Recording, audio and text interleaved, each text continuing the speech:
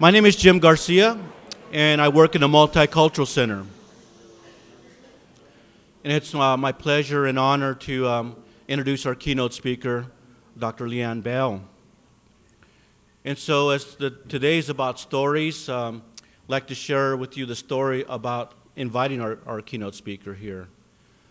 Presently, I'm a full-time doctoral student at the University of Oregon in a new education program called Critical and Social Cultural Studies in Education. And one of the classes I took this past fall was a class called Education and Storytelling, taught by a new professor we have at the University of Oregon. His name is Chapcade.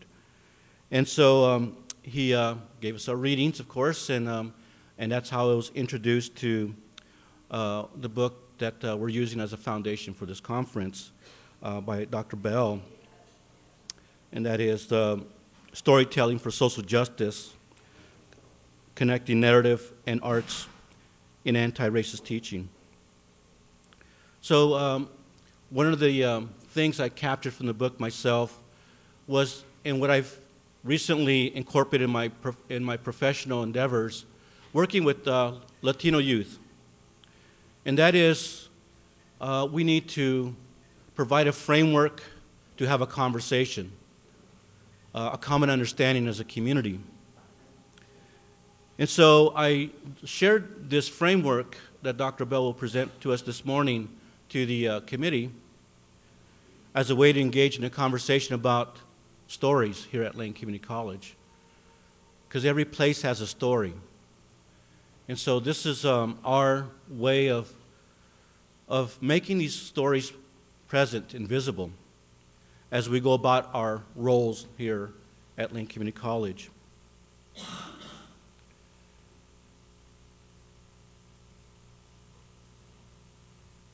So the power of the stories that some of us are privileged to hear from staff and students is very powerful in order to come to a larger understanding of what occurs here at Lane Community College. Very, very thankful for the presenters this morning. What a powerful display, what a gift that you have shared for us, Paulette and James and Dr. Mary Spildy. Just fantastic words to bring the wisdom of Dr. Bell here. We thank you for making the long journey from the East Coast. Apologize for all the inconvenience at the committee where we're looking at the weather report and said, well, it's not snowing in Eugene, so there's no problem. And then last night we got the phone call, there's a problem in Seattle. And so what does that have to do with Eugene? So we appreciate your patience and your understanding and being here and being able to share your thoughts about storytelling and social justice. So help me welcome Dr. Bell to Lane Community College.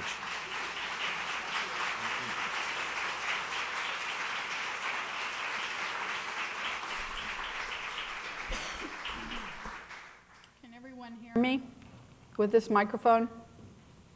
I'm getting over bronchitis, so my throat's a little scratchy. I think you really ought to applaud your conference planning committee. Even before the negotiations with the flight, I was really impressed with how thoughtful and planful they were in putting this conference together, and it was really a pleasure as we talked by phone to coordinate the work together. So I thank you for that. And I'm grateful to be here. I thought I might be stuck in San Francisco airport, so I was very happy that I could finally get a confirmed seat and get here today.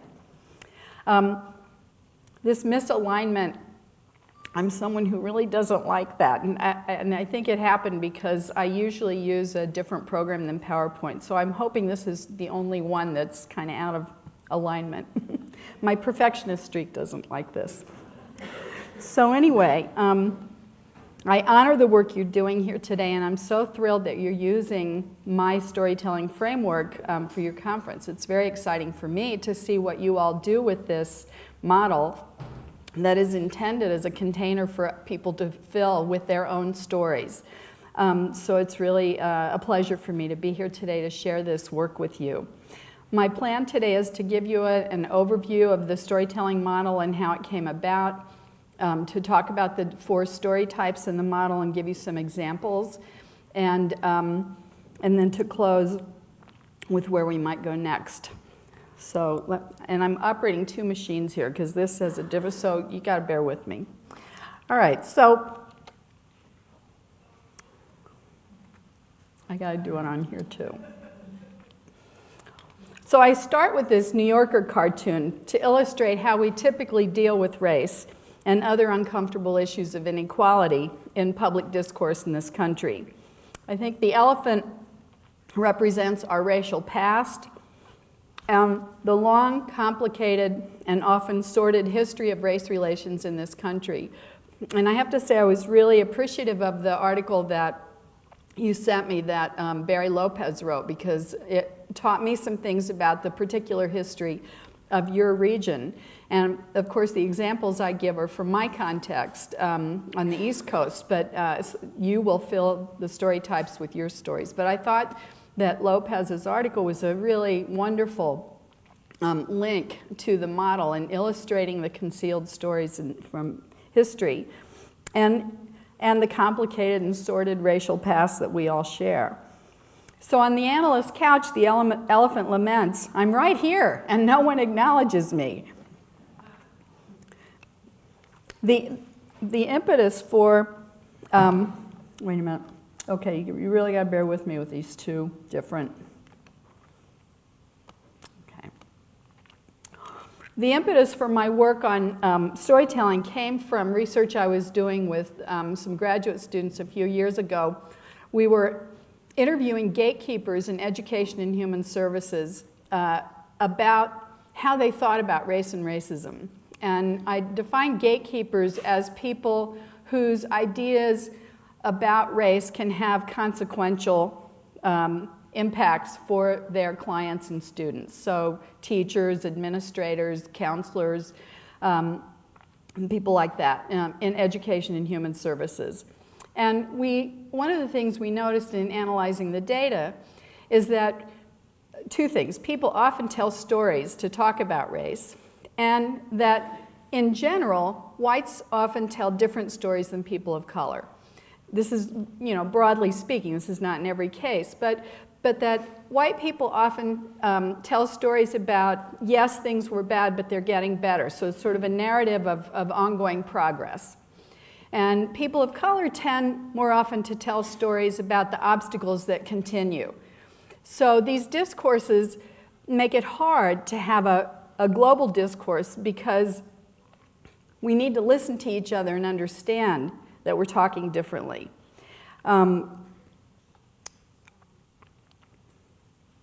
Okay. I'll get there. Now I got to do it on mine. Boy, this is really a task for a challenged person like me. Okay. So what I argue in the book is that how we talk about race matters, and that while talk in and of itself won't dismantle racism, a critical analysis of how we talk about race and racism, in other words, the kinds of stories we tell, provides a way for us to understand the racial system we've inherited, to recognize the different experiences of people differently positioned within our racial system, and to come to grips with the work still to be done to dismantle racism, so we can live up to the promise of equality enshrined in our Constitution and other documents. And of course, we're in a time now where people, the media, even the Supreme Court and Justice Roberts claim that we're a colorblind society or we're post-racial, that somehow we have overcome and transcended and there's nothing left for us to deal with. But here we are, 50 years, more than 50 years after the historic Brown decision about desegregating our public schools, and our schools are more segregated than ever. Some schools in our major cities, like the one I live in, New York City, are so segregated by class and race that Gary Orfield has dubbed them apartheid schools. So we have not come a very long way in terms of integrating our schools. As Justice Blackmun put it, to get beyond racism, we must first take account of race. In other words, we have to acknowledge the elephant in our national room. There is no other way. So the storytelling model, oh, I wish I could get this straight. Okay. So the storytelling model is intended to give us a framework for having this conversation. And in the model, we identified 4 kinds of stories that we tell about race and other uncomfortable issues. So you could apply this to sexism and homophobia and other isms that we encounter in our society, but I'm focusing on racism. So stock stories are the mainstream stories. I mean, these are the most ubiquitous and visible, and they're the ground from which our analysis develops. So these are the stories that maintain the status quo. Concealed stories, however, are the multitude of stories that are eclipsed by stock stories that often offer a very different version of reality. And these focus on experiences of people in the margins and can offer a very powerful lens for analyzing the stock stories. Resistance stories are examples of resistance to racism and other forms of oppression by people, ordinary and famous, throughout our history who have fought for justice. And we often don't learn this history. And it's a shame because it provides us tools and models that we can work on in our own work today. And if we have those models, those resistance stories, concealed and resistant stories, and a critique of the stock stories, we can then build our own stories, the emerging transforming stories that stand on those and carry forward the work today. So they emerge from analysis of concealed and resistant stories and create a historically grounded platform for constructing new stories in each generation to take up the challenge to make democracy real by creating change in our institutions and communities. Now, you'll notice in the model there's an arrow to action and change so that these emerging transforming stories we create can lead to, hopefully, a more inclusive, more democratic society. But we also always have to be cognizant of the potential for them to become new stock stories. So there's always new learning to be done. There are always things that we may miss that we have to then go back and rethink. I think in terms of if we start looking more transnationally at some of the issues in our own country, that may enhance the way we think about how race and racism operate here. And so, 20 years ago, we may have had emerging transforming stories that failed to take into account transnational issues. Now we have to go back and rethink how a story that's centered on the United States can often function as a stock story that excludes rather than includes and helps us think more inclusively about the potential for social change. At the heart of the model is counter-storytelling community, and that's essential. How do we create a community of storytellers who can help each other move through this process?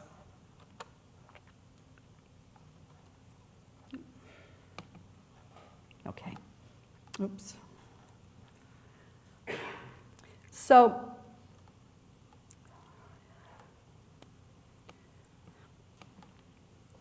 So how do we create a community in which stories about race and racism can be openly shared, respectfully heard, and critically analyzed, where we can expose issues of social power and privilege, and so we can dissect them and begin to imagine together a more inclusive and democratic arrangement.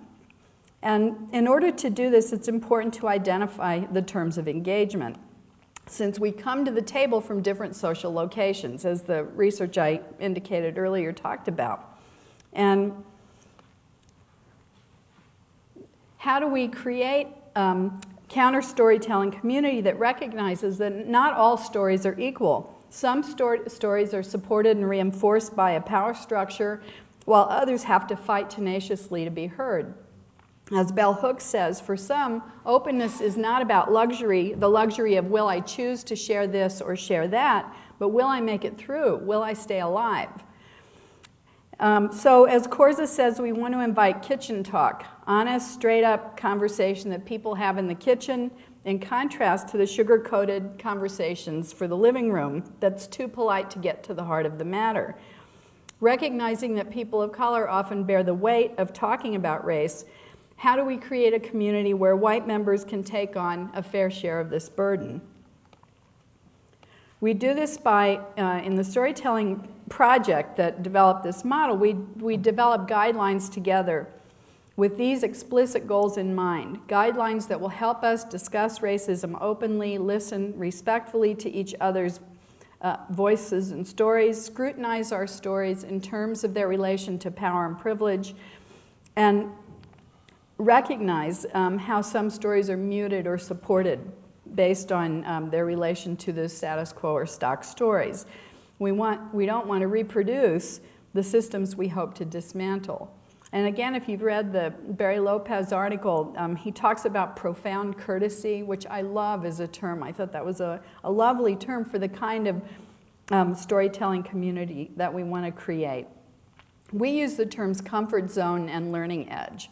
So in these discussions, how do we create a space where we can step out of the zone that's comfortable, where I can just sit back and listen to your story and I don't have to be implicated, but where I am willing to enter a space that I don't fully know in order to learn something new.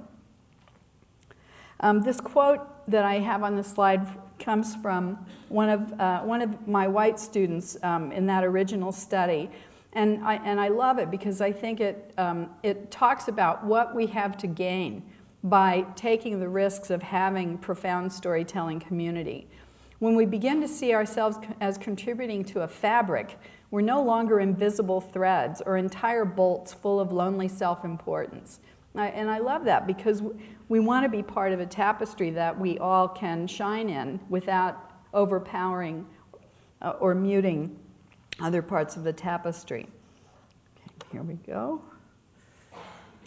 I'm getting better, aren't I? This is an institute with teachers we did in New York City, and here, excuse me, here they have developed their guidelines for storytelling community. And you can see some of the ones that they've developed. Taking ownership for your learning, doing your own research to find out what you need to know, using I statements, asking for clarification, keeping an open mind, etc. And these are probably familiar to many of you because, and maybe in different phrases. And I don't think there's a set of ground rules that works for everyone. I think what's important is that a group, a community, creates those ground rules together, thinking about how power and privilege operate, trying to create a space that can move that won't reinforce the typical way that things happen. And so the ground rules, the wording of them may be different for every group. I think the process of creating them is what's important, and then critically is to follow them. Because the first time, and I've been in workshops where we create ground rules and then they're violated and nothing's done about it. So it's really important that the first time they're violated, we address it so that people trust that this is going to be a holding environment where we can do things perhaps differently and reach out in different ways. I know in the Teacher Institute we did in New York City, we had this group actually. We were doing a fishbowl conversation after watching Race, the Power of an Illusion, and I don't know how many of you have seen that, but I highly recommend it. It's a really excellent three-part series on how race and racism are looked at in the United States.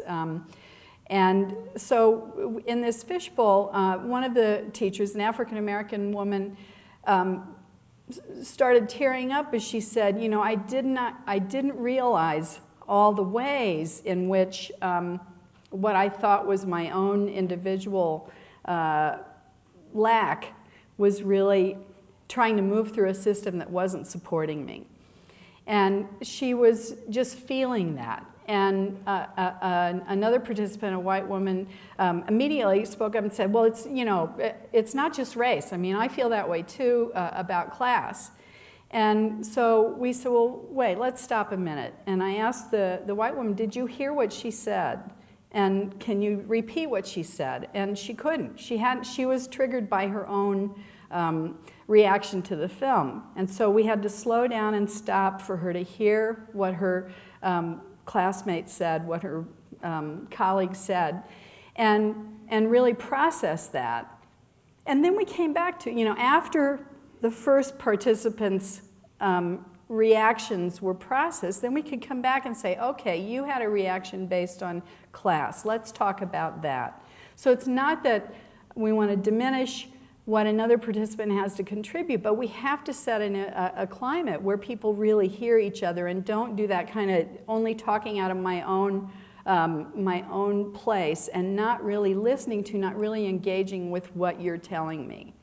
And that was a powerful moment because it shifted the conversation. That was the moment where people said, okay, this is real, we can be real here. And it really had an impact on the rest of the dialogue for the 5-day institute that we participated in together. So having established ground rules and developed some initial connections, we'd then turn to the story types. And I just say a little more in detail. Oh, I have to keep going back and forth. Okay. So history runs thick in all of us. These story types are not, we're not talking about Oprah or Dr. Phil stories. We're talking about stories that are grounded in history and culture that are voiced through individuals, but they're not idiosyncratic. They have roots. And so we need to understand that. These are the stories that are reproduced in mainstream chronicles and texts and monuments that we all imbibe from birth. And many of them are the unblemished stories about American democracy, westward expansion, a land of immigrants where anyone, regardless of birth, can attain the American dream. Are these familiar stories? And they explain racial dynamics in a way that support the status quo. They're kept in stock like a supply of goods, of canned goods on the shelf, and they're stale in the same way, but handy. You can pull them out whenever the necessity calls for a ready response. For example, the often heard statement, "I don't see color, I just see people," tends to be raised in situations where race is precisely the matter. So where does that stock story come from that we just pull in? It usually means, I won't see racism, I won't rock the boat or question this situation. These stock stories preclude originality, immediacy, surprise that fresh, unscripted, potentially new stories might raise up for us to look at. So how do we challenge them? How do we look at something new? Okay, I'm going to go on. In the curriculum that we developed and in some of the workshops we've done with teachers, one of the stock stories we've looked at is the American dream. This is a canonical stock story that anyone in this country can make it if they pull themselves up by their bootstraps and work hard enough. And it's so central that politicians from every position on the spectrum invoke it when they're campaigning. One of the activities we did was to have students, this was working with high school students, read speeches by Barack Obama and Arnold Schwarzenegger when they gave the speeches at their respective conventions as new politicians on the stage. This was, I forget the year of those conventions, but you remember Barack Obama, the excitement, this brand new guy from, nobody had heard of him before, and he gives this amazing speech, and for Republicans it was Arnold Schwarzenegger.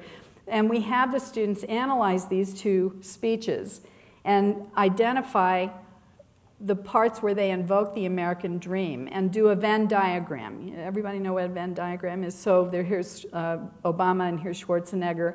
And what are the things they each say about the American dream in their speeches? And then where's the area of overlap? What are the things they both say? And there's quite a bit of overlap. Even though there might be a different inflection, a more Democratic or more Republican inflection, they invoke a lot of the same things. And then we ask, what's not here at all? What's completely missing from both speeches? And those are the concealed stories. So what's in the diagram, what's in, especially in the area of overlap, is the stock story, writ large. And just to look at the American dream a little bit, this slide looks at comparing the U.S. to most other developed countries, shows that we offer less opportunity. Now, this was not always the case, and actually, I think this slide's from 2009, and there's more recent stuff of the change in the statistics. But so it compares parental income with that of their children as a measure of relative mobility. And according to this slide, a number of countries, including Denmark, Canada, Germany, France, have more relative mobility today than the United States. Measured in absolute terms, American men in their 30s now earn less than their fathers did. And there was just something in the New York Times about a week ago reinforcing this. So the up escalator that was supposed to ensure that each generation would do better than the last is no longer working very well. And we have to consider what this means for those who have been disenfranchised all along, for whom the up escalator never really worked completely well. So they're even worse off. And there's a lot that's been written about what happened. There was a relative period where the mobility ladder was working better for disenfranchised people. So African Americans, Latinos, Native Americans were doing relatively well, but many of those jobs were in the public sector, which is now being dismantled. And so they're hurt even worse in a downturn economy that's hurting everybody below the 1%. Here, this is another slide that shows that people from all groups seem to be losing faith in the American dream as a motivating ideology, saying that it's become harder to achieve. And we have to think about what that means for a society based so strongly on this belief, and what the impact is that for the next generation.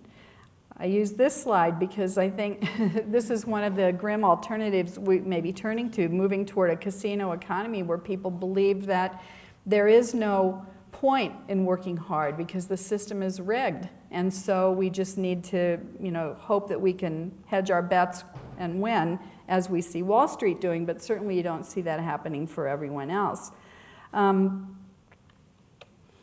I don't know how many of you have seen Inside Job, and actually since this film, I urge you to see it if you haven't, but it's a pretty clear analysis of what happened on Wall Street that created the disaster in 2008. And it really was like a casino run amok with no regulation. And the thing that's brilliant about the movie is that it's told through the people who participated in this process. So the interviewer interviewed people on Wall Street and also interviewed people at academic institutions like Harvard and Columbia who provided the academic cover for what they were doing. Now you're hearing many more Main Street type business people talking about how appalled they were to see the excesses of Wall Street, and that this is not what capitalism means to them in their terms. So I recommend this film if you haven't seen it. So then we move to concealed stories. And these, as I said, are the stories beneath and the margins all around the stock stories if we only look beyond them. They narrate the ways that race differentially shapes life experiences and opportunities, and they dispute the unblemished tales of colorblindness, opportunity, and continuous progress that are enshrined in the stock stories. Oops, I didn't move that one. Sorry. The term concealed, we spent a lot of time thinking about terminology, and we decided on concealed because we wanted to signify that these stories are just below the surface, not so much unknown as constantly overshadowed and pushed back into the margins or conveniently repressed. So like unwelcome company, you kind of shushed and pushed away. Don't talk about it. But through alternative renderings of the lived experiences of racial subordination or racial advantage, concealed stories present a more encompassing view of reality, one that exposes the partiality and self-interestedness of stock stories. I think of the literature of Toni Morrison, the work of Linda Christensen and Maisha Fisher in English education, that pull out concealed stories about the lives and experiences of people that are ignored in the stock stories. And again, I would point to the Barry Lopez article as another great example. I find stories, these are just some of the books I've been looking at recently that provide concealed stories that we don't learn in mainstream history, but that certainly offer a broader, more encompassing view of our racial past in a way that gives us tools to think more critically about what we might do to actually live up to the ideals of our country. And I'm not going to, in the interest of time, I'm not going to go through all of them, but I highly recommend them. Slavery by Another Name has just been made into a film, and I don't know when it's going to be available, but Doug Blackman is a white journalist from the Atlanta Constitution who did the painstaking work of going to little towns all throughout the South and looking through the archives in the sheriff's office and the courthouse and piecing together the story of how after emancipation, the South recreated a system of legalized slavery that lasted up until World War II, where African American men walking down the street could be pulled off the street and put into wage servitude. And I mean, it's really an incredible story, an appalling story, and thousands of people affected by it with no recourse to the law. And he outlines how people went to President Wilson and tried to get him to appoint an attorney general to look into this, and he refused to do it. So it's a fascinating story, it's an amazing story, it's beautifully written, and really something that we should know about. And one other, I'll mention Sundown Towns because I think that's something that you can look into here. By James Lowen, looks at the towns throughout the country. Oh, let me find my note on that.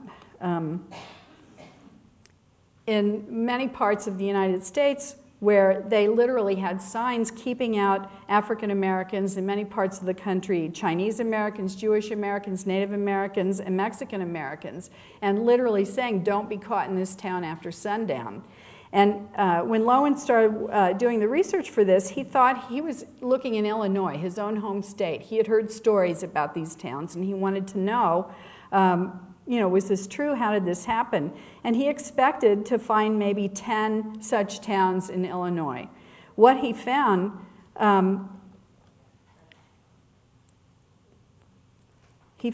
than 440 sundown towns in Illinois and thousands across the United States. And so for me, this is a really interesting concealed story because we see the racial distribution in the United States and we think that somehow it's natural that it happened, that the Midwest is, made up of these people and the Northwest. But actually it was engineered socially. So when you see areas of the country that are mostly white or mostly African American or mostly Latino, that was not an accident. And looking at the sundown towns phenomenon is one way of understanding how that happens, looking at that concealed story.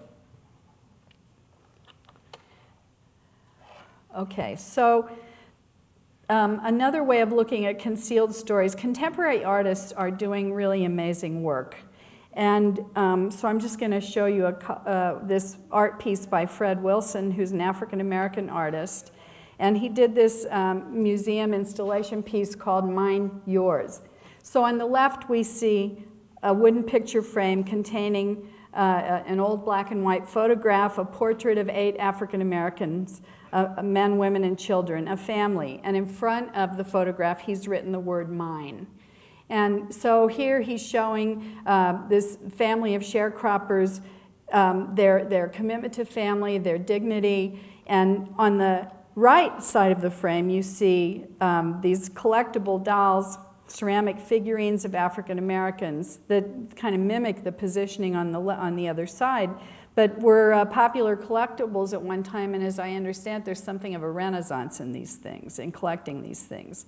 But that represent popular stereotypes that translate into discriminatory insults. Yours, mine, yours. So that he's bringing forward a concealed story and also to challenge this stock story. So then we turn to, oops, no, this is, I'm getting better at this. Here, teachers from the Summer Institute that we did are sharing cultural artifacts from their families and with other people in the group, and considering what happens when material that's personally meaningful to you and to people in your culture is interpreted by outsiders through their lens that doesn't get what's important to you. And so this is another way of looking at concealed stories. With the high school kids we worked with, who were mostly African American and Latino, living in a very segregated part of New York City, the concealed stories they raised up for us, it was fascinating. They wanted to look at gentrification. And now they didn't use the word gentrification. They learned that word from looking at the phenomenon they were talking about. But why are we being pushed out of our communities? That was their question. So this is a story that they certainly experienced, but it was concealed. It's not in the mainstream story. Was not in the mainstream story that was being told. So resistance stories come from concealed stories and come from the work of people, as I said, from all racial groups throughout our history who have fought for justice. And I love this quote by Robin Kelley, African-American historian and anthropologist and kind of a Renaissance man. He's an amazing guy. But I think it really captures what resistance stories offer us in the poetics and of struggle and lived experience, and the utterance of ordinary folk, and the cultural products of social movements, and the reflections of activists. We discover the many different cognitive maps of the future, of the world not yet born. That's what we get from resistance stories, these cognitive maps of what we might do in our situation today, what can help us figure out how to take the next step. I think of examples like Howard Zinn's History of the American People as a source of resistance stories. I'm an educator. I work with teacher education, places like Rethinking Schools and Teaching Tolerance, but I think in any discipline you can find resistance stories. And we talk about resistance a lot in our project, and the way that resistance gets a bad connotation as a negative, but really, if you think about it, resistance is something that helps an organism ward off disease and be healthy. So in that sense, I think that resistance to racism is healthy for our body politic. If we want to be a healthy country, we need to develop strong resistance.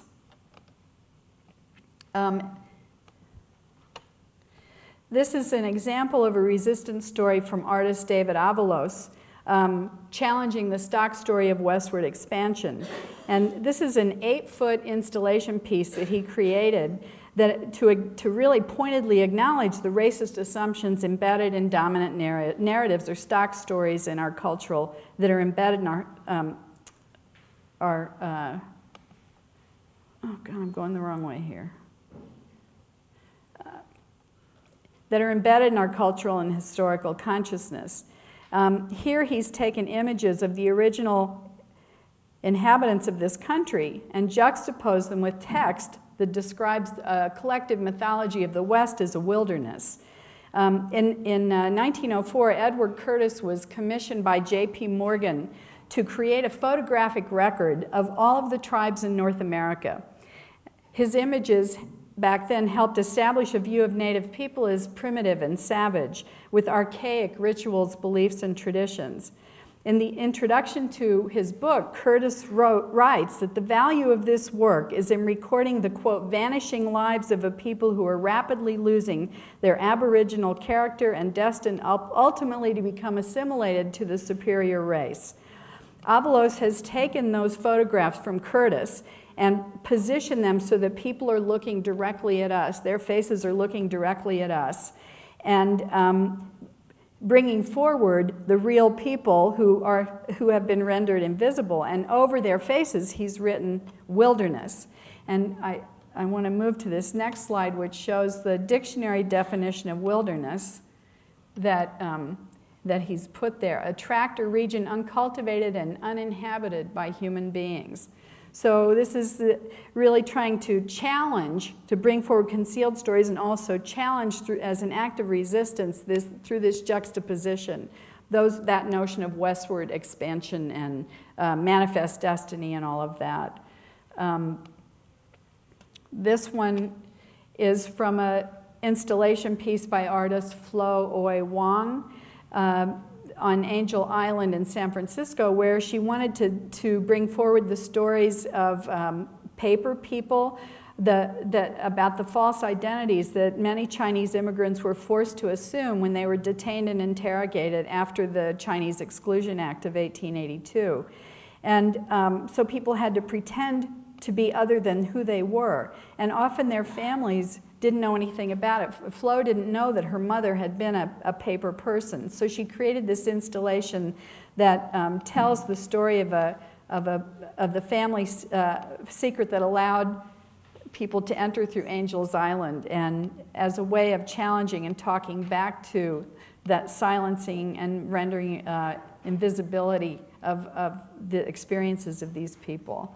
And then one more resistance image that I love is more tongue-in-cheek one, but I think really pointed at this point in time. It really challenges us to think about, well, whose homeland? We're talking about homeland security now in the United States.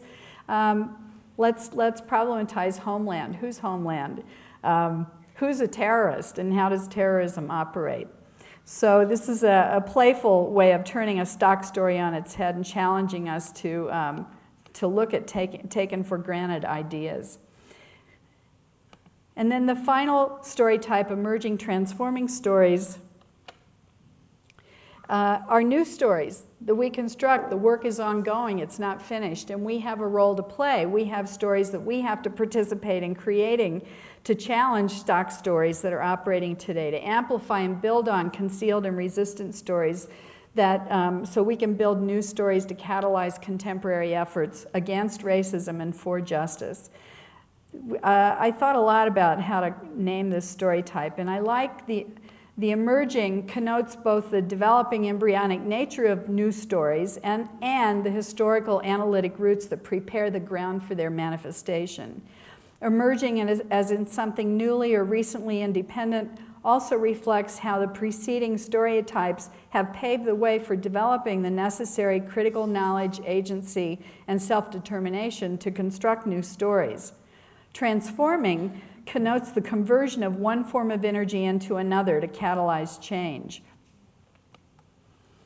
Combining the two terms underscores that such stories arise from careful analysis of history and culture that contrasts with ahistorical, individualistic stories that ignore the roots of racism and its contribution in the present. They also highlight our always existing capacity to act in alignment with our dreams toward a better future. And this example comes from, I'll skip that one. I just want to talk about this one because I love it. This is from the Echoes Project. That's a DVD book that you can get from Teachers College Press that's based on work with high school kids in the New York City metropolitan area to look at the legacy of Brown v. Board of Ed 50 years later. This was done about 5 years ago. And what they did was they interviewed elders who had participated in the Brown case and in working for integration. And they also were trained as participatory action researchers, and they interviewed kids in their schools, and they looked at the conditions in their schools to analyze how, what was happening with integration and segregation today. And many of them didn't know about the Brown case. They said there was a law, there was a law. Okay, there was a law to end segregation, and that many of them were living in highly segregated schools. They couldn't believe it, that there was actually a law, you know, to change it. But what was really interesting, and I see as a transforming story from this group of kids, they were looking at what the researchers were initially calling the achievement gap, and trying to understand the achievement gap. And the young people, after doing some of their own analysis, said, wait a minute, it's not an achievement gap. It's an opportunity gap. That's really different.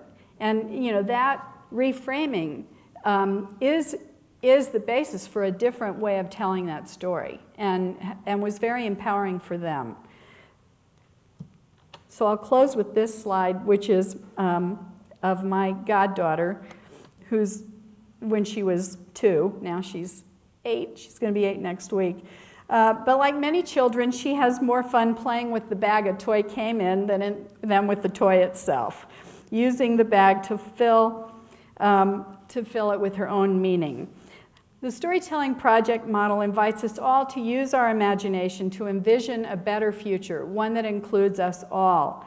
The story types are containers that you fill with your own stories, using them as a lens for critically examining stock stories, unearthing concealed stories, finding resistance stories to inspire and guide you, and generating emerging transforming stories in the communities where you work. And I encourage you forward in that effort.